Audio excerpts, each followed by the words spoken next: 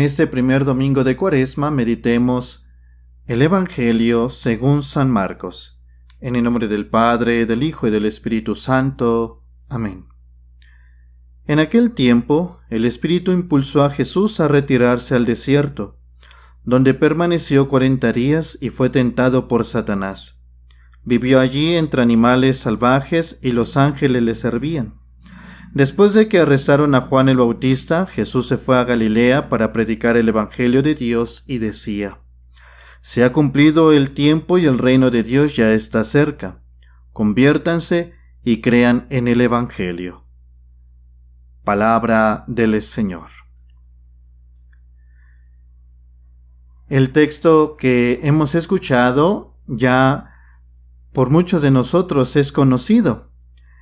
Ciertamente es distinto a su evangelio paralelo de la tradición de Mateo, donde se nos narra con mayor detalle las tentaciones que padece Jesús. Miremos algunos elementos en torno al evangelio que nos ayuden a poder conducir nuestra meditación. El primero de ellos es el desierto. Es lugar privilegiado del diablo. Es su hogar. Es el lugar donde él mora, porque en el desierto vamos a descubrir que no hay nada.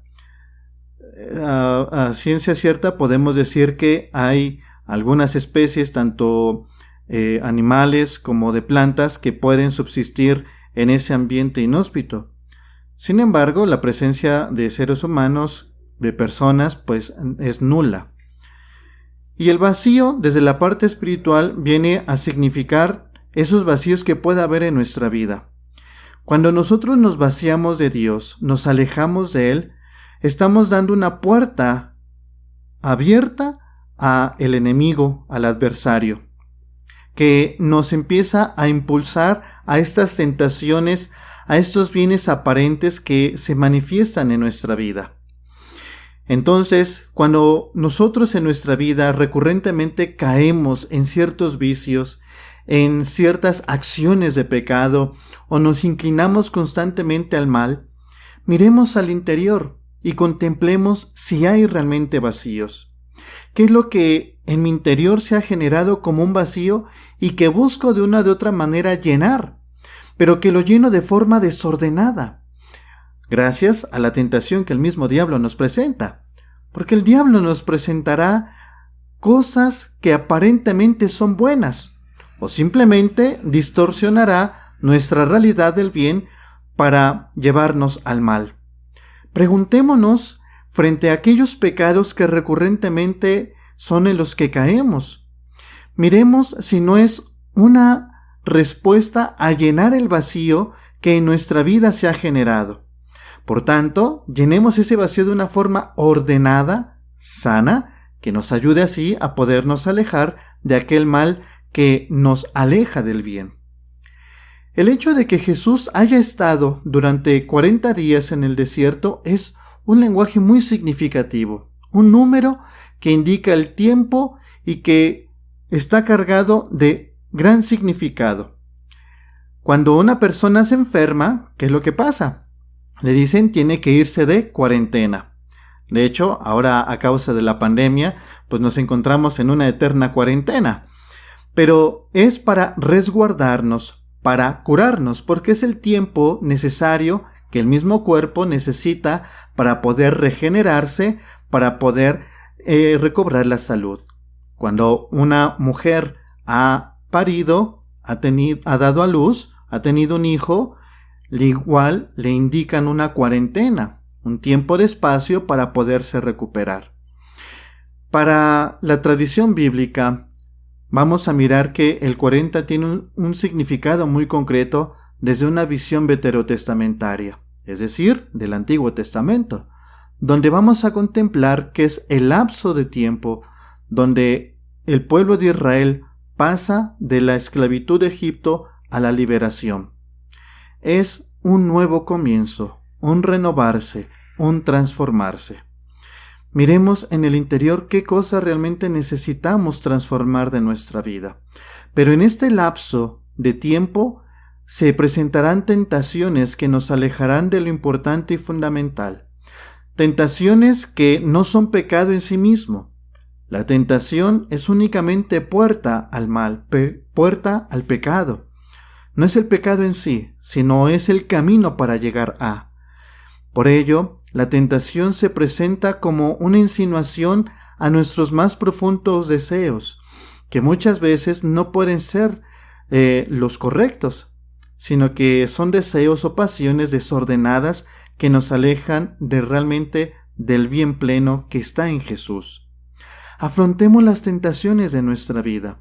Miremos al interior cuáles son estas tentaciones que se manifiestan constantemente y que muchas veces, por el vacío que experimentamos en el espíritu, podemos caer. Miremos realmente al interior. ¿De qué manera yo afronto las tentaciones de mi vida? ¿Ayudado por la gracia del Espíritu que me arroja a poder afrontarlas? ¿O con la pretensión de querer yo mismo salvarme de ella? Recordemos que en la oración del Padre Nuestro, nosotros decimos, libéranos de la tentación, mas no decimos quítanosla, porque la tentación es el camino que nos ayuda a fortalecer y a templar el espíritu, a formar el carácter para afrontar el mal. Miremos al interior y contemplemos esto, para que desde nuestra realidad podamos mirar cómo es que Dios mismo se manifiesta en cada uno de los acontecimientos de nuestra vida. El reino de Dios está ya presente, escondido en lo simple y lo sencillo de nuestra vida cotidiana, y que se viene a revelar con la palabra de Dios, que se viene a revelar con la enseñanza de Jesús. Hoy, ¿a qué nos vamos a comprometer? Hoy, ¿a qué vamos a mirar? Contemplemos nuestra realidad con los ojos de Jesús. Afrontemos las tentaciones de nuestra vida y llenemos nuestro espíritu de la fuerza del Espíritu de Dios. No permitamos que el vacío nos aleje de lo importante y fundamental. No abramos puerta a aquel adversario que nos aleja de una presencia real y viva del Señor. Comprometámonos con algo y sobre todo recordemos que las prácticas cuaresmales giran en torno a 3 polos: la propia persona, Dios y los demás. Cada una de ellas ocupa un lugar preciso en un recto orden.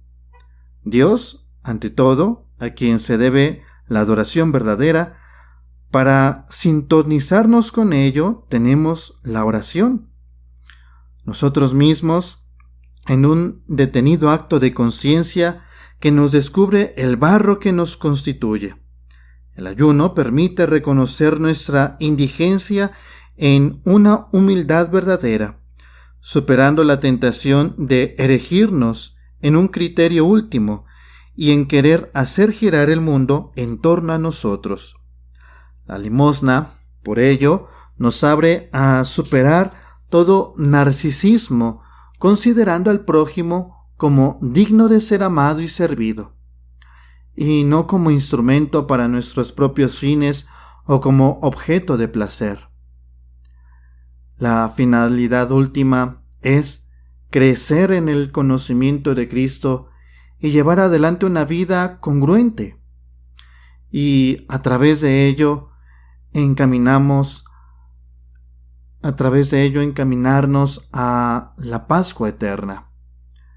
Pidamos al Señor que nos conceda esta gracia de saber comprometernos con aquello que realmente ayuda a nuestra vida, de hacer presencia al reino de Dios y sobre todo de proclamar la buena noticia que nos anuncia el mismo Señor.